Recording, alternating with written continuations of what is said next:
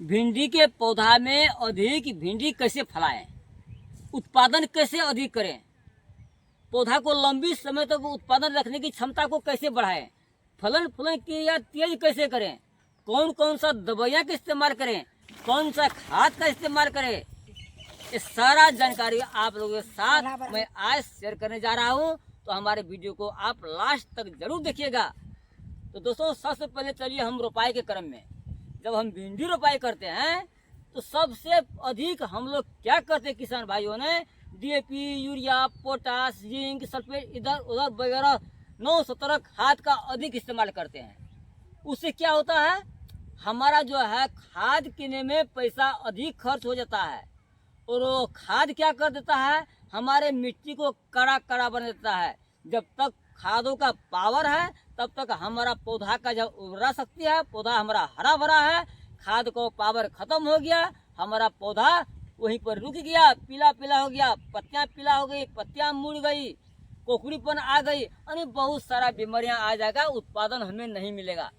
यदि आप लंबी समय तक उत्पादन लेना चाहते हैं, अधिक उत्पादन लेना चाहते हैं और पौधा को बरकरार और मजबूत रखने के लिए चाहते हैं, क्वालिटी वाला उत्पादन लेने चाहते हैं, तो भैया आपको सबसे पहले रासायनिक खाद को बिल्कुल न्यूनीकरण करना पड़ेगा। और आप कंपोस्ट खाद हो, गोबर खाद का जो है यानी कि सड़ा हुआ गोबर खाद का आपको अधिक उपयोग करना पड़ेगा। यदि आप इस किस्म का अधिक गोबर खाद का इस्तेमाल करेंगे, वो क्या करता है भैया, देखिए, रासायनिक खादों ने अपने खेतों में जो मिट्टी है वो मिट्टी को कड़ा बना देता है, मिट्टी को नमकीन बना देता है, मिट्टी को खट्टा बना देता है। लेकिन गोबर खाद क्या करता है, मिट्टी को भुरभुरा बनाता है, मिट्टी को एकदम काला कड़ा बना देता है, मिट्टी में उर्वरा शक्ति को बढ़ाता है, मिट्टी में जीवाणु जो कचुए जैसा जो सूक्ष्म जीवाणु है पौधा के लिए जो लाभदायक है उसमें वृद्धि होता है, जिसके बदौलत आपका जो है पौधा को भरपूर पोषण मिलता है। और आपका पौधा को जो शाखाएं होगी, शाखाएं उसमें अधिक होगी, शाखाएं मोटा मोटा होगा, हर शाखाएं में फल लगेगी, हर शाखाएं में फूल लगेगी, इसके बदौलत आपका जो है एक पौधा में अधिक ग्रोथ होगा, अधिक शाखाएं होगी, अधिक फलन फलन क्रिया होगा और अधिक उत्पादन होगा। और यदि आप रासायनिक खाद इस्तेमाल करके जब भिंडी रोपाई करते हैं तो आप लाइन बाय लाइन यानी कि एक लाइन से दूसरे लाइन का रोपाई यदि आप 3 फीट रखते हैं तो आप गोबर खाद का इस्तेमाल करके एक लाइन से दूसरे लाइन की रोपाई 4 फीट रखेंगे तो भी होगा।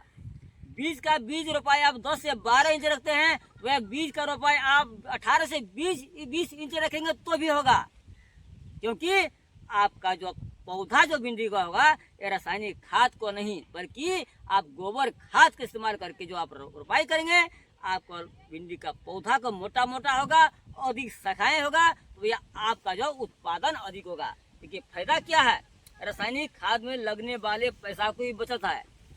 अब क्या है, अब जो हम रोपाई करेंगे बीज अब 10 और 12 इंच में नहीं, हम 18 से 20 इंच में करेंगे, हमको बीज भी कम लगेगा, बीज में लगने वाले पैसा भी कम लगेगा।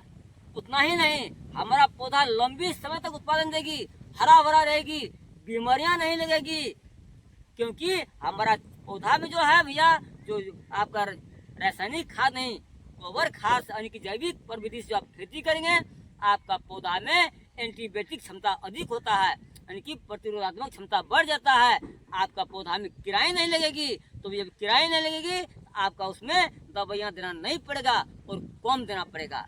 आप हफ्ते नहीं महीनों दिन में छिड़काव करेंगे तो भी होगा। अब दवाइयाँ में लगने वाली बेफजूल खर्च वो भी बच गई। इसके बाद क्या हुआ, यदि पौधा आपका घना है, पौधा मजबूत है, तो उसके नीचे जो खर पतवार है वो नहीं उगेगी।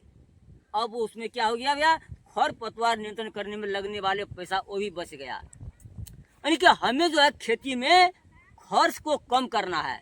अभी तक में हमारे किसान भाइयों ने खेती करते करते तंग हो गया है, रासायनिक खाद डालते डालते तबाह हो गया है और उत्पादन नहीं होता है। जो उत्पादन हो गया तो मंडी भाव कम हो जाती है, जिसके बदौलत उत्पादन होने पर भी मंडी भाव नहीं मिलती है, सस्ती में बिकती है, तो क्या होता है, पैसा नहीं आता है, पैसा कम आता है, तो क्या होगा भैया, हमारा जो है खर्च अधिक पड़ गया है, जो पैसा आया वो सब खर्च में चले गया, किसान भाइयों को मेहनत सब खत्म हो गया, सब जीरो बैलेंस में आ गया। और जो थोड़ा बहुत आया 2-4-5 हज़ार, उससे उसका परवरिश चलने वाला नहीं है अभी के महंगी जमाना में। इसलिए किसान भाइयों क्या कर रहे हैं, अब खेती से दूर भाग रहा है, मजदूरी करने को तैयार है, दूसरे प्राइवेट फैक्ट्री में जॉब करने को तैयार है, लेकिन खेती करने को तैयार नहीं है। क्यों? यही पुराना सिस्टम, हर चीज में बदला हुआ। पहले झोपड़ी से बड़े बड़ी इमारतें बन गई, बड़े बड़े रोड बन गई, बड़े बड़े 4 लाइन बन गई, बड़े बड़े ब्रिज बन गई, लेकिन किसान भाइयों को दशा वही जगह पर है जिस जगह आज से 50 साल पहले था। कहीं कहीं पे सुधार हुआ है, तो सुधार कैसे हुआ है? ये नया तकनीकी में, नया टेक्नोलॉजी में। तो आप पुराना सिस्टम को हटाइए, अब नया प्रविधि में आइए। रासायनिक खाद खाते खाते हमारी जमीन बंजर हो गया, उत्पादन नहीं दे रहा है, और हमारे उत्पादन नहीं होने के कारण किसान भाइयों को मुनाफा नहीं मिल रहा है। मित्रों एवं दोस्तों, अब रासायनिक खाद, रासायनिक जहर नहीं, अब हमें ऑर्गेनिक की ओर चले। और हम बारंबार कहते आ रहे हैं, ऑर्गेनिक खेती कीजिए, पर्यावरण को संरक्षण कीजिए, आप मानव स्वास्थ्य को संरक्षण कीजिए, आप भी संरक्षित रहिए। क्योंकि जब आप दवाइयाँ छिड़काव करते हैं, सबसे पहले दवाइयाँ तो आपका शरीर पर छिड़काव पड़ता है। उतना ही नहीं, वो दवाइयाँ आपको हवा के माध्यम से आप श्वास प्रश्वास मार्फत आपका ही शरीर को खराब भी करता है, हानि पहुंचाता है। इसलिए भैया पर्यावरण को दूषित करता है, हमारे उत्पादन दूषित हो जाता है। इसलिए जो हम खाते हैं वो दूषित खाना खाते हैं, उसमें क्या होगा, हमारे शरीर में कई रोग किस्म की बीमारियां आ जाती है। अभी का प्रिंट देख लीजिए भैया, हमारे इलाके में बड़े बड़े टाउन शहर में जितना बड़ा बड़ा गोदाम किसान भाइयों को अनाज रखने के लिए नहीं है, उतना बड़ा बड़ा गोदाम तो मेडिसिन रखने के लिए है भैया। रक रक मेडिसिन आता है, कहाँ से आता है और कहाँ जाता है? सब जो एक टाइम का नाश्ता जाता है ना, बहुत हमारे मित्रों हैं जो एक टाइम का नाश्ता मेडिसिन से ही कर लेता है, 8 किस्म 10 किस्म का टेबलेट खाता है। क्यों? खान पान की गड़बड़ी, शारीरिक व्यायाम की गड़बड़ी। यदि आपके पास, ये नहीं कहते हैं भैया आप एकड़ का एकड़ लगाए, आपके पास जितना है, आपके पास थोड़ा सा जमीन खाली है घर के आसपास, उसमें भी कुछ लगाइए। 2-4 पौधा लगाइए, 2-4 पौधा भिंडी लगा दीजिए, 2-4 पौधा बरबट्टी लगा दीजिए, 2-4 पौधा उसमें जो है 1-2 पौधा उसमें टमाटर लगा दीजिए, 1-2 पौधा मिर्ची लगा दीजिए, 1-2 पौधा आप उसमें पम्पकिन लगा दीजिए, 1-2 पौधा लौकी लगा दीजिए, 1-2 पौधा बैगन लगा दीजिए। यानी कि जो कुछ है लगाइए, आपके पास जितना सामर्थ्य है, आपके पास जितना जमीन है, आप उतना ही लगाइए, लेकिन लगाइए। कम से कम खाने के लिए तो मिलेगा, शुद्ध खाने के लिए मिलेगा। बाजार में जो बाहर से जो आ रहा है जहरीले सब्जियां, वो तो उनसे तो आप बचेंगे, आप बीमारियां से तो बचेंगे। इसलिए दोस्तों एवं मित्रों, ये नहीं कहते हम कि बीघा लगाइए, एकड़ लगाइए, सो नहीं है, आपके पास जितना सामर्थ्य है। हम तो 1 एकड़ में भिंडी लगाए हैं, तोड़ाई करते करते हम थक रहे हैं। हम दो आदमी हमारा भिंडी तोड़ाई कर रहा है, और भिंडी का जो हम नापी करते करते हमारा हाथ का आधा चमड़ी खा गया है। उसमें काटा होता है ना, सूजन होता है, उसको पकड़ने में हमको अभी एलर्जी लग रहा है। करें क्या? पैसा का जरूरत है, तो पैसा का जरूरत है, हमें पैसा कमाना है, तो चल भी थोड़ा दुख भी सही है।